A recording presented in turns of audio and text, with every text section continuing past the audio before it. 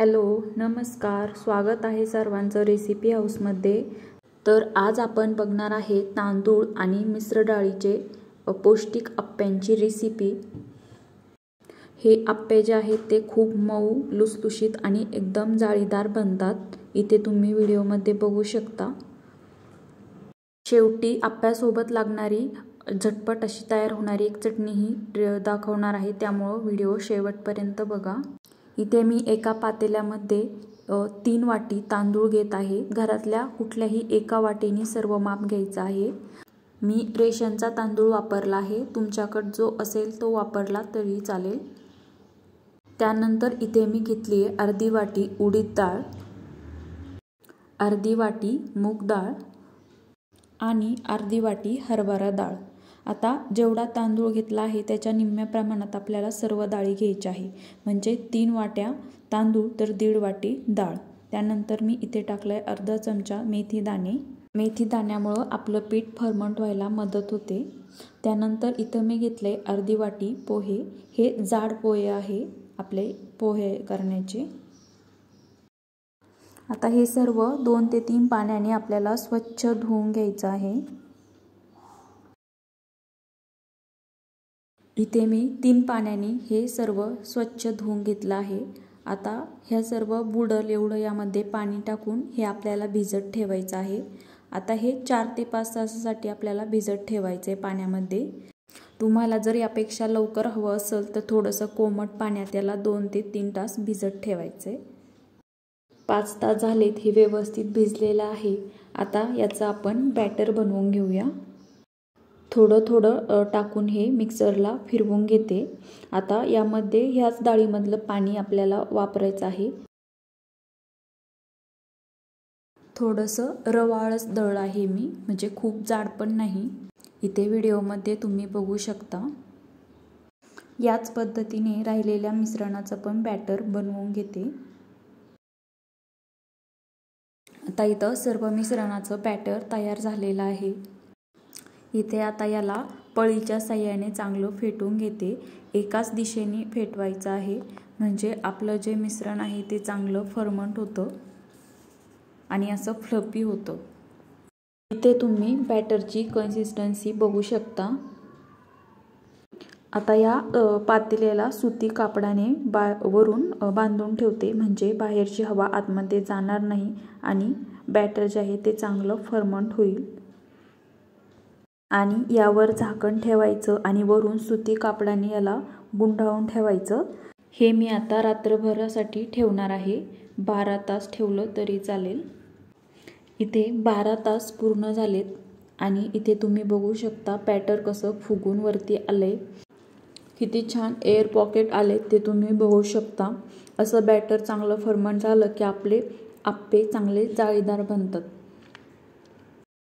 आता ह्या बॅटरमधलं तुम्हाला जेवढं पाहिजे असेल तेवढं बॅटर बाजूला काढून ठेवायचे आणि बाकी फ्रीजमध्ये ठेवलं तरी चालेल। 2 ते 3 दिवस हे बॅटर चांगलं राहतं फ्रीजमध्ये। आता यामध्ये थोडंसं पाणी टाकून हे मिक्स करून घेते। यामध्ये चवीनुसार मीठ टाकते।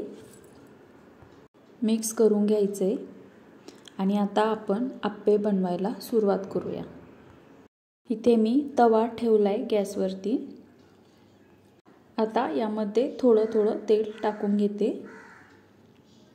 आता तवा चांगला तापलेला आहे, गॅसची फ्लेम लो करते आणि यामध्ये बॅटर टाकून घेते। बॅटर अगोदर कडेने टाकून घ्यायचं आणि नंतर मधले जे 3 आहे त्यामध्ये टाकायचं, कारण मध्ये तवा जास्त तापतो आणि मग ते अप्पे लवकर भाजतात, त्यामुळं मध्ये नंतर टाकायचं। आता गॅसची फ्लेम मीडियम करते आणि यावर झाकण ठेवून याला असंच 1 मिनिट भाजू द्यायचे। 1 मिनिटाने आता याला पलटून घेते आणि पुन्हा दुसऱ्या साईडनी पण याला पुन्हा 1 मिनिट भाजू द्यायचे। याला जास्त तेलाची गरज नाही लागत, नॉनस्टिकचा तवा आहे।